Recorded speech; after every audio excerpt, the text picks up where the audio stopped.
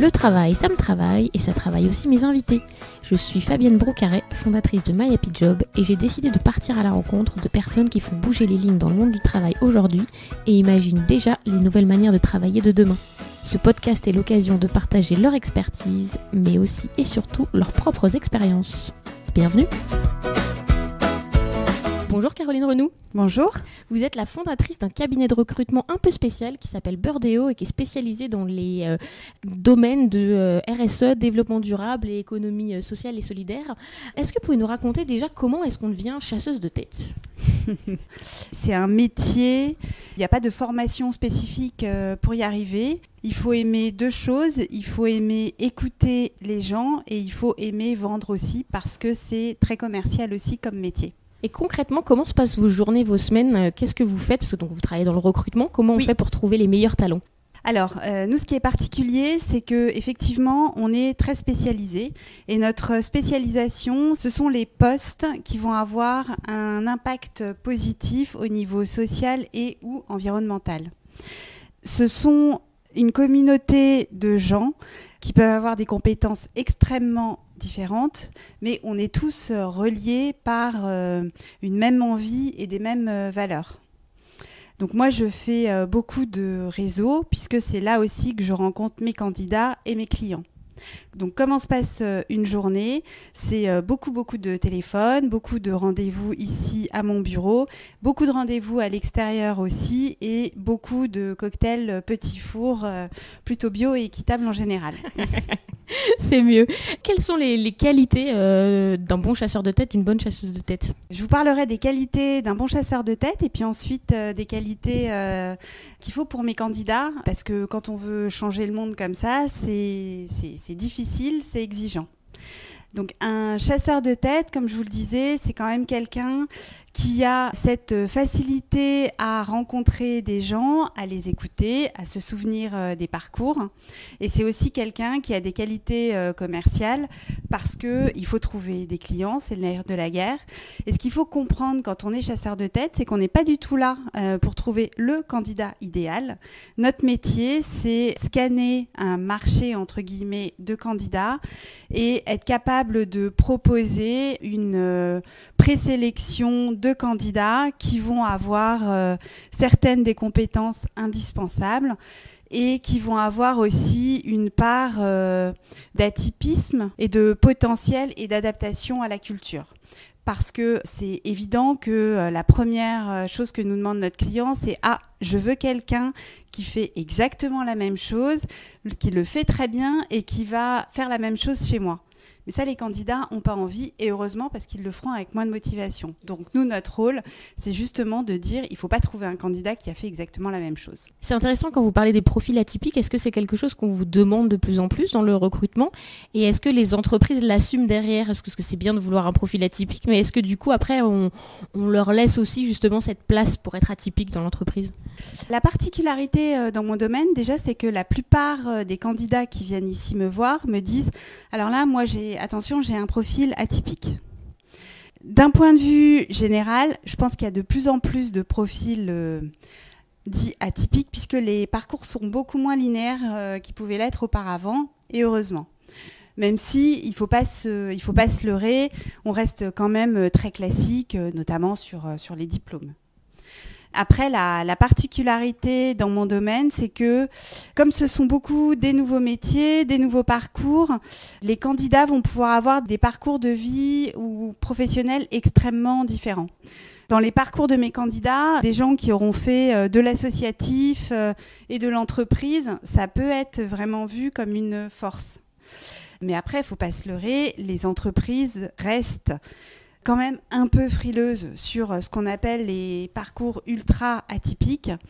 Il faut aussi faire attention à se définir comme atypique parce que moi j'ai plein de candidats qui se définissent comme atypiques et finalement ça l'est pas tant que ça. Ils ont choisi des parcours individuels et ça c'est super. Je pense que c'est plus dans la façon de se présenter où il faut mettre en valeur ce qu'on a fait de spécifique sans pour autant avoir cette impression d'être totalement atypique.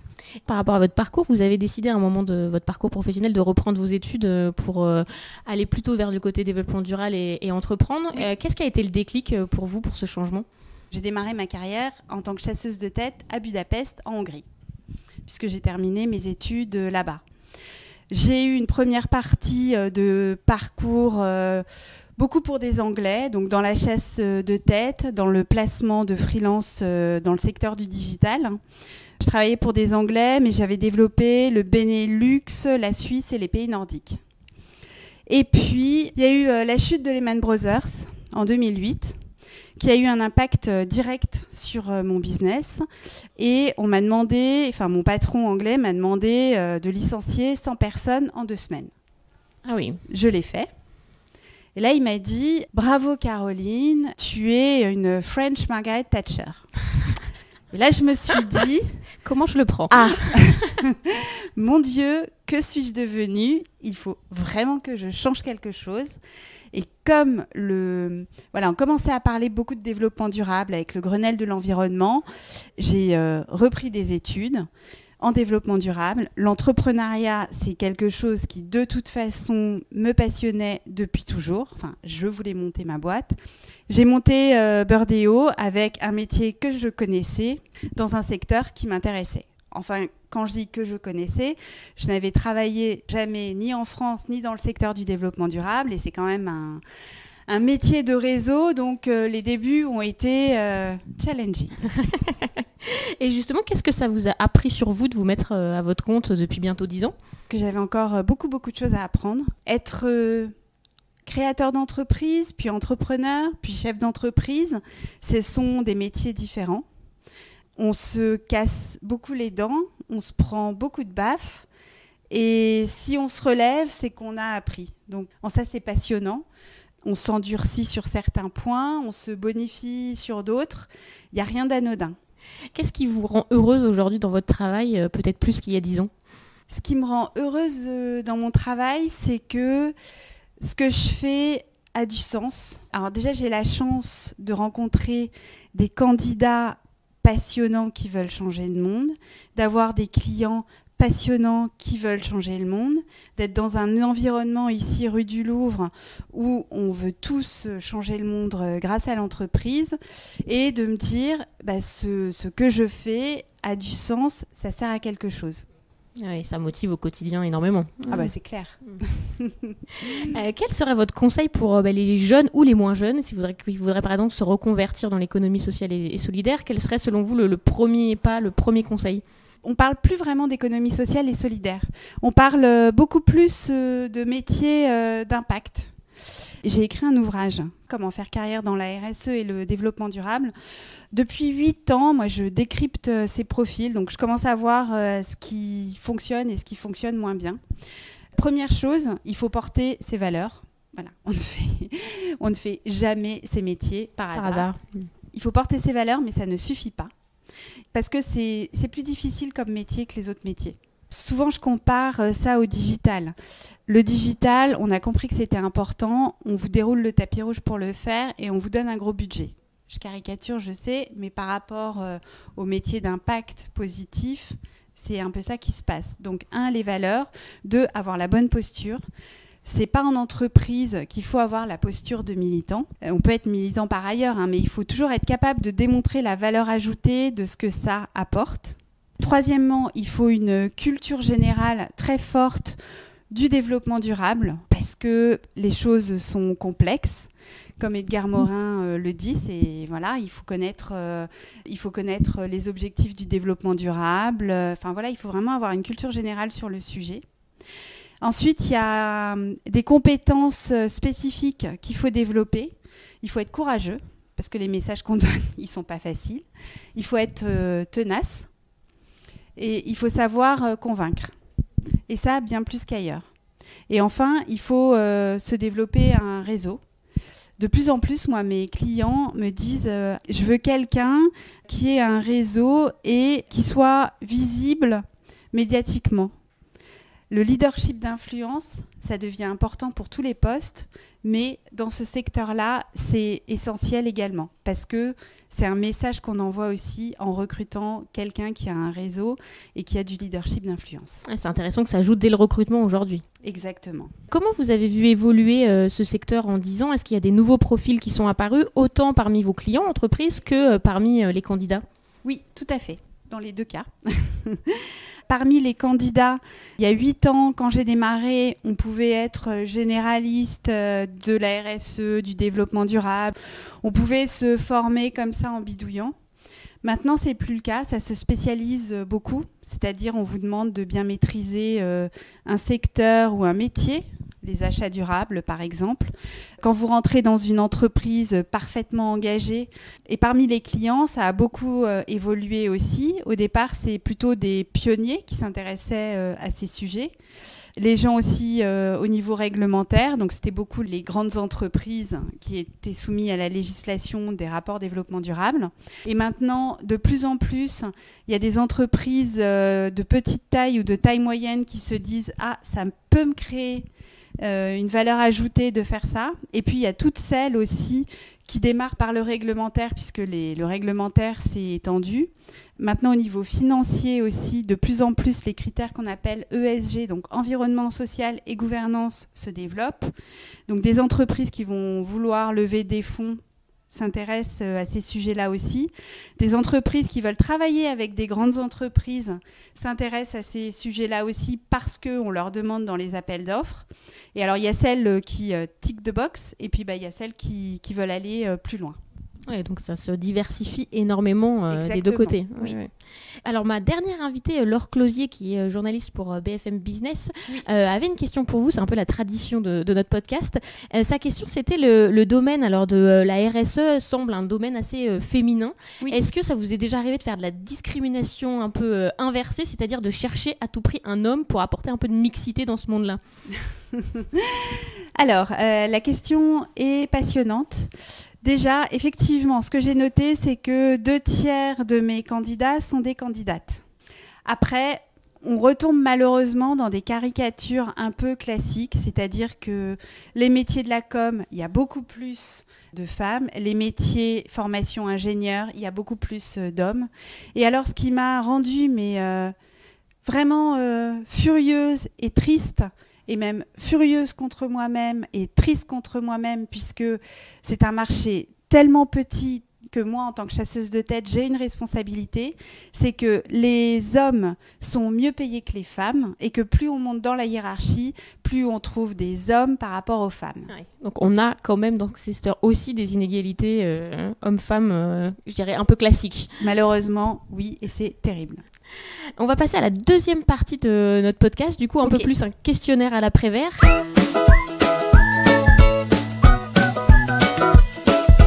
Alors, on va commencer avec une première question. Quel est le métier que vous rêviez de faire quand vous étiez petite ? Cosmonaute. Intéressant. Qu'est-ce qui a fait le changement aujourd'hui ? Les maths. Les maths et la physique. Si vous deviez décrire votre bureau, vous êtes plutôt team Marie Kondo super rangé ou plutôt un petit peu bordélique ? Ah c'est un peu bordélique. C'est léger, ça va. Léger. Quelles sont vos astuces pour vous ressourcer et faire face au stress quand vous avez des périodes peut-être un peu plus stressantes dans l'année ? Le yoga, courir sur mon tapis et rencontrer mes amis et passer du temps avec mes enfants. Donc faire autre chose que travailler, ça fait du bien. Exactement. Et ça, j'ai appris aussi au fil des années. Ce que vous faisiez peut-être pas au début de votre carrière indépendante. J'avais du mal au début.